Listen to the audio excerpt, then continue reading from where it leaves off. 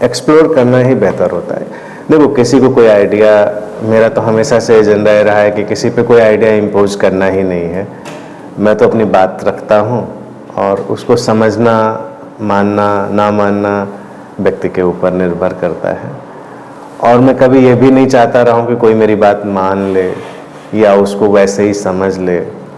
मेरा ये कहना रहता है कि उसके काम पड़े तो उसको एक्सेप्ट कर लेना चाहिए। बाकी तो कंसर्न जो मेरा है वो कंसर्न बस मैं रखता हूँ। देखिए, मेरा कंसर्न तो इंसान से, टू बी फ्रैंक, मुझे किसी रिलीजन से कंसर्न नहीं है, मुझे किसी स्क्रिप्चर से कंसर्न नहीं है, मुझे किसी गुरु से कंसर्न नहीं है। सब गलत हो जाए लेकिन अगर इंसान ठीक रहता है तो मुझे वो हमेशा एक्सेप्टेबल रहेगा। हर चीज़ फेल हो जाए लेकिन अगर इंसान के ऊपर वो चीज़ काम कर रही है तो मेरे लिए वो एक्सेप्टेबल है। कोई फार्मूला कहीं भी ना पाया गया हो, मेरे लिए काम करता है, मेरे लिए ठीक होगा।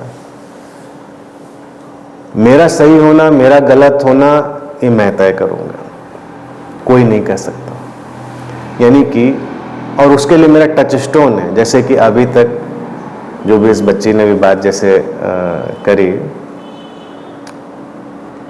मेरा ये कहना है, देखो ये बड़े बड़े सीकर से मेरा बात कहना है और ये बड़ी ही इंपॉर्टेंट चीज़ होती है। उसमें लोग कई बार उस एंगल से देखना नहीं चाहते। टू बी प्रिसाइज होना, प्रिसीजन इज वेरी इंपॉर्टेंट।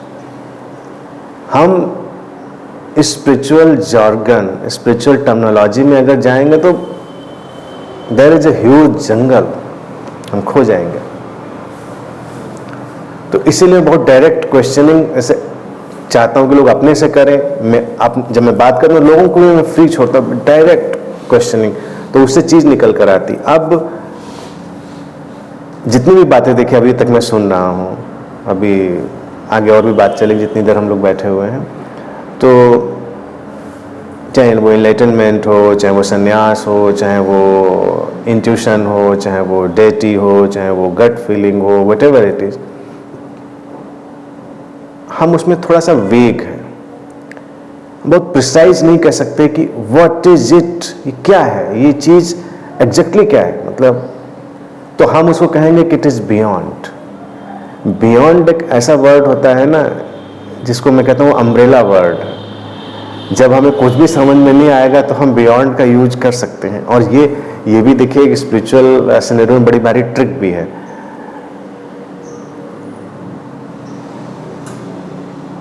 गुरु लोग इसका बहुत यूज करते हैं। That is beyond your understanding, you can't understand it, unfathomable.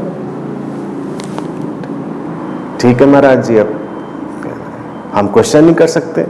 हमने क्वेश्चन क्या होने का, no with this limited mind you can not understand it. तो हम अनलिमिटेड माइंड कहां से लाएं? Where is that unlimited mind? तो कहेंगे वो तो आता है तब आता है। रिलीजन ने तमाम चीजें ऐसी इसी उस पर नोट पर छोड़ दी हैं, वहां पे फिर बात ही नहीं उठती। उसके बाद फिर या तो आप बात मान लीजिए या ना मानिए, कोई तीसरा विकल्प नहीं। मेरा हमेशा कहना था कि प्रिसीजन क्यों नहीं हो सकता चीजों का? बिल्कुल आंसर तो हर चीज का है। तो हमको वेगनेस जो है उस वेगनेस को क्लियर करने की हमेशा कोशिश करनी चाहिए और किसी भी मास्टर से डायरेक्ट क्वेश्चनिंग करनी चाहिए कि, और सबसे फंडामेंटल क्वेश्चन है कि मेरी जिंदगी में क्या लाएगी चीज, मेरी जिंदगी में क्या बदलाव आएगा और किसी की भी जिंदगी में क्या बदलाव आएगा। पहली चीज तो ये। अब जितनी भी चीजें हैं, अभी जैसे लास्ट की बात को हम गट फीलिंग की बात, गट फीलिंग बहुत अच्छी चीज है। इसको मैं मॉडर्न टर्मिनोलॉजी में कहूँगा सिक्स सेंसरी लिविंग, बेहतर है सिक्स सेंसरी लिविंग। लेकिन हमारे मूवमेंट में हमको टोटल लिविंग चाहिए, not only one fragment, total living, total movement of life चाहिए। अब ये ऐसी चीज होती है जैसे कि सब अच्छा हमारे जीवन में हो रहा हो तो हम कहेंगे कि हमारे जो गट फीलिंग थी उसने हमको बिल्कुल सही जगह पहुंचाया, हमको बहुत सही काम कराया हमसे। लेकिन हम इसको वेरीफाई करने की कभी कोशिश नहीं करते। हम लोग इसको कभी वेरीफाई करने के, हम अपने जीवन में सारी गट फीलिंग्स को राइट डाउन करके वेरीफाई करें कि इन्होंने जहाँ जहाँ हमको पहुँचाया सब सही ही था, या कभी ऐसा हुआ कि, और ये आती कहाँ से है, कहाँ से अराइज होती, from where that feeling arises. क्योंकि ऐसी तो कोई चीज़ नहीं हो सकती जो हमारे अंदर आ रही है और उसका सोर्स टोटली अननोन हो। वो भी हमारा माइंड ही है, वो भी माइंड है। माइंड के ही सिनेरियो से जो इंट्यूशन है वो उभरता है, जिसको गट फीलिंग कहते हैं, इंट्यूशन। और हर इंट्यूशन और हर गट फीलिंग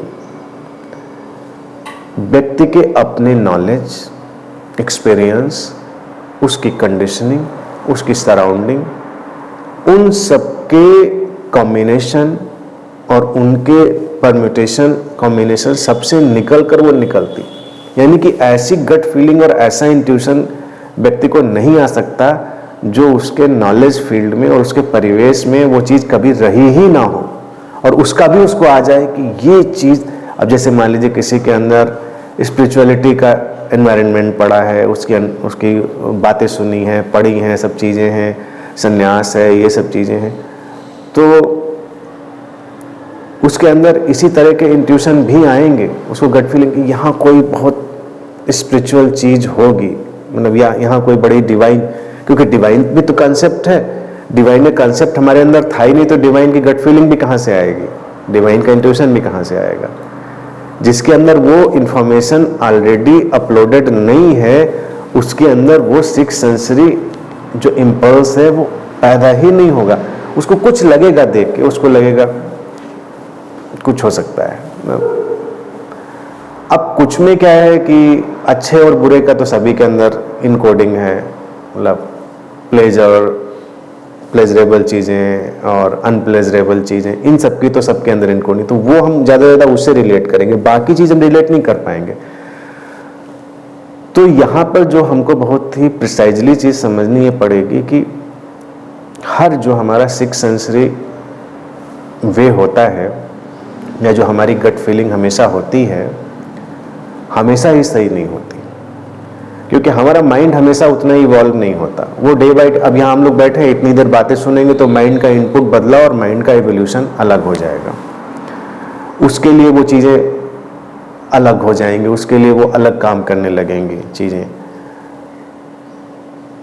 लेकिन उनको जब तक हम बहुत प्रैक्टिकली करके नहीं चलेंगे तब तक हमको चीज़ें एहसास नहीं होंगे। एक एग्जाम्पल बता रहा हूँ, थोड़ा पैथेटिक एग्जाम्पल है, क्योंकि मेरा देखिए वे बहुत प्रैक्टिकल रहा। मैं सारी चीज़ें टीच कर रहा हूँ स्पिरिचुअलिटी में, ऐसी कोई चीज़ नहीं जो कोई भी मास्टर कहीं टीच कर रहा हो, किया हो, मैं उनको टीच नहीं कर रहा हूँ, but my way is totally practical. जीवन में अगर उसका काम नहीं है तो मैं उस चीज़ को तुरंत छोड़ देता हूँ, देर भी नहीं लगाता मैं छोड़ने। अपनी ही बात को अगर मुझे कल को रियलाइज हो जाए कि ये बात अब काम की नहीं रह गई है लोगों के, तो मैं उसको भी छोड़ देता हूँ, क्योंकि ज़िंदगी आगे जा रही है चीज़ों में। तो एक व्यक्ति मेरे संपर्क में थे और बहुत ही स्पिरिचुअल थे, और जैसे हिंदू घर परिवार में पैदा हुए, ट्रेडिशनल भक्ति भावना वाले व्यक्ति थे, हनुमान जी के बहुत बड़े भक्त थे। अब ये डेटीज क्या इनकोडिंग लेके चलती हैं, क्या सिंबल लेके चलती हैं, ये तो सारे लोग बोलते रहते हैं, लेकिन वो एग्जैक्टली अभी उसको डॉक्यूमेंट करने के लिए किसी भी गुरु को कह दो, मैं तो प्रोजेक्ट दे सकता हूँ, ओपनली किसी को प्रोजेक्ट दे सकता हूँ कि भाई सारा डॉक्यूमेंट करके बता दो। इतना उसको सस्पेंस में डालने की ज़रूरत भी क्या है कि हम ही पता लगाएं, सारी इनकोड कर दो, एक बाइबल तैयार हो जाए कि ये सिंबल ये इनकोड कर, और फिर उसको वेरीफाई कर ले कि क्या वही चीज़ वो हर बार बताती है चीज़। ऐसा वो कोई नहीं कर रहा, अभी तक किसी ने नहीं किया, जो करेंगे भी नहीं, क्योंकि पर्सन टू पर्सन वेरी करती रहेंगी चीज़ें, वो इंडिविजुअल अफेयर बना रहेगा हमेशा, क्योंकि हमारा ही जो आर्कटाइपल मेमोरी है, साइकोलॉजी कहती है, और जो सबकॉन्शियस की मेमोरी वही वर्क करेगी। तो वो सज्जन हनुमान जी के बहुत बड़े भक्त। अब हनुमान जी तो जैसा कि ट्रेडिशनली सब जानते ही, उनके बारे में जो भी गुण वर्णित हैं वही वर्णित हैं, उनका डिस्क्रिप्शन जो है वो। अब उनको इंट्यूशन आते थे, गट फीलिंग जिसको कहते हैं, इंट्यूशन। बैठे बैठे एकदम से अंतः प्रेरणा, इंट्यूशन आया, रात के 2 बजे 3 बजे हनुमान जी के मंदिर जाना है, साधना करनी है, जो भी उनके मंत्र और तमाम तरह की चीज़ें बैठ के वहाँ पढ़ रहे हैं मंदिर में। मतलब ऐसे ऐसे वक्त में उनको वो गट फीलिंग आती थी कि घर वाले भी उसको कुछ कह नहीं सकते थे चीज़ों को। रात के विषय में 2-3 बजे बता रहा हूँ, ऑकवर्ड टाइम पे जब सारे लोग सोए हुए एकदम से, मुझे जाके उन पे दिया जलाना है, मुझे जाके उन पे बंधन लगाना है, मुझे ये मंत्र पढ़ना है, मुझे ये चीज़ करनी है। और वो इतने कॉन्फिडेंस से चीज़ें करते थे कि लोगों को लगता था कि नहीं, उनको खुद भी लगता था, लोगों को नहीं, उनको खुद भी लगता था, दूसरों की ही बात नहीं, उन्हें खुद भी लगता था। फिर क्या है कि इस चीज़ के चलते हुए कभी कभी वो दूसरों के बारे में भी कोई बातें ऐसी बोल दिया करते थे जो कभी कभी ठीक हो जाया करती थी। हमेशा नहीं, हमेशा तो किसी की नहीं होती। तो कभी कभी में शायद ये बात बढ़ती चली गई होगी कि उनको भी लगने लगा होगा कि मेरे अंदर तो बहुत बड़ा इंट्यूशन है। और ऑब्वियसली जब कोई ये सब कर रहा है तो उसके मन में सबसे बैकग्राउंड में क्या चीज़ होगी?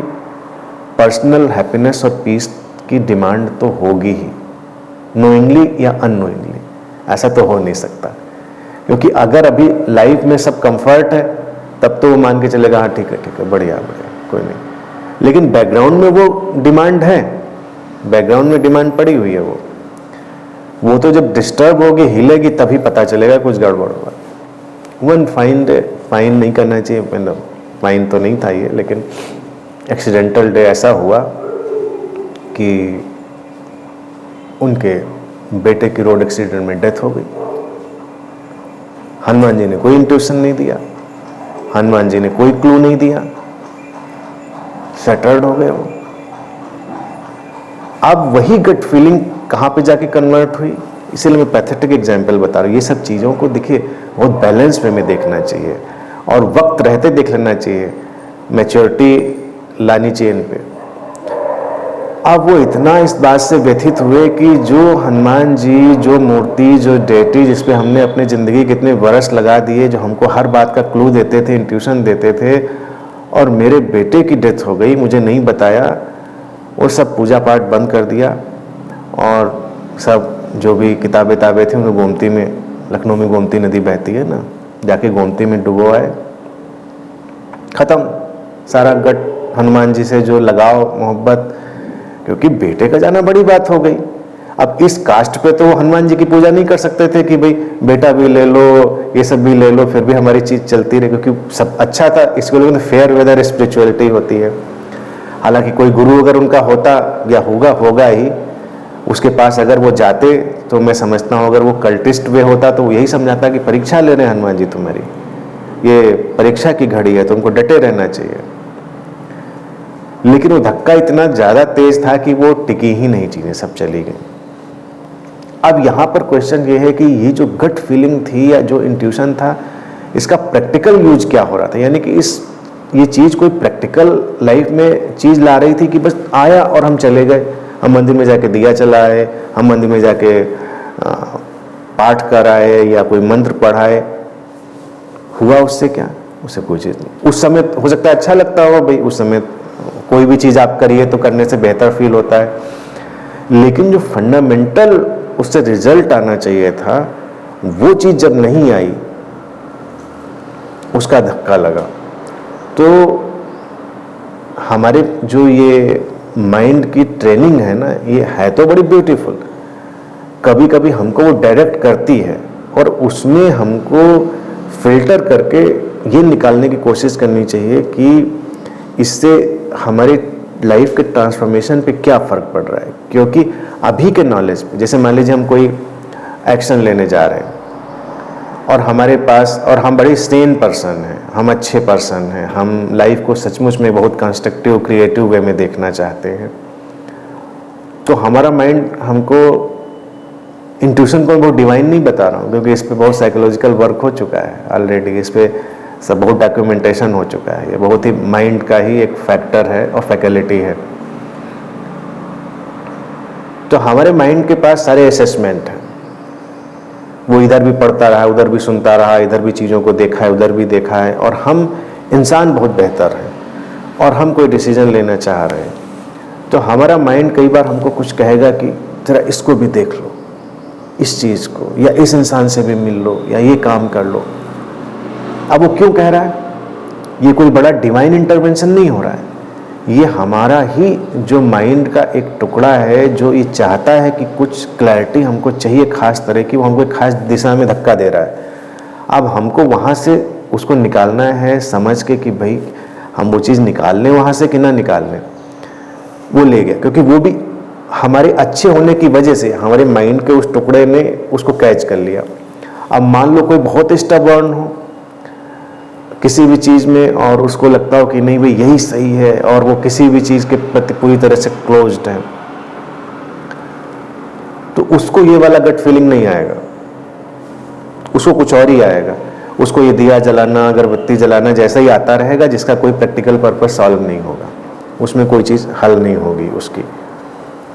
अब जैसे आप लोगों का यहाँ आना भी मैं कहूँ, अब इसने भी जैसे मुझे सुना ही होगा, यूट्यूब पे सब चीज़ें सुनी होंगी। जो वे ऑफ लाइफ ये अडॉप्ट करना चाह रही हैं, या जो इन्होंने सोचा, मेरा तो सारा जो way of speaking, way of function 180 degree पे फ़र्क है, 180 डिग्री पे, मतलब फ्रैंकली उसमें कोई लेकिन फिर भी किसी चीज़ ने कहीं टच किया होगा, किसी चीज़ ने कहीं खींचा होगा, किसी माइंड का कोई हिस्सा उन चीज़ों को भी समझना चाहता होगा, उस चीज़ को भी एक्सप्लोर करना चाहता होगा। That's why you are here. तो when you are here you must explore it कि व्हाई एम आई हियर, ना कि ये कि मुझे तो यही करना है, मुझे तो वही करना है, मैं तो यही सोच रही हूँ। नहीं, अब हम अपने को, जैसे कल ही में बोल रहा था, रमन महर्षि ने कहा कि try to explore who am I, तो वही एक्सप्लोर करना है। अगर हम अपनी ही चीज़ को कहते रहेंगे कि मुझे यही चाहिए, मुझे यही चाहिए, लेकिन हमको तो अब एक तो माइंड के हिस्से में, दूसरा एक मिस्ट्री का पार्ट भी मैं कहूँ, मिस्ट्री का पार्ट ये है कि existential flow, that very cosmic law, वो भी कभी कभी हमको गाइड कर देता है उन चीज़ों में, हमको कहीं ऐसी जगह पहुंचा देता है जहां हमको कुछ और भी सुनने समझने को मिल सकता है हमारे लिए। तो हमको बहुत अलर्ट होकर सुनना चाहिए, बहुत ओपन माइंडेड होकर समझना चाहिए, ओपन माइंडेड ढंग से।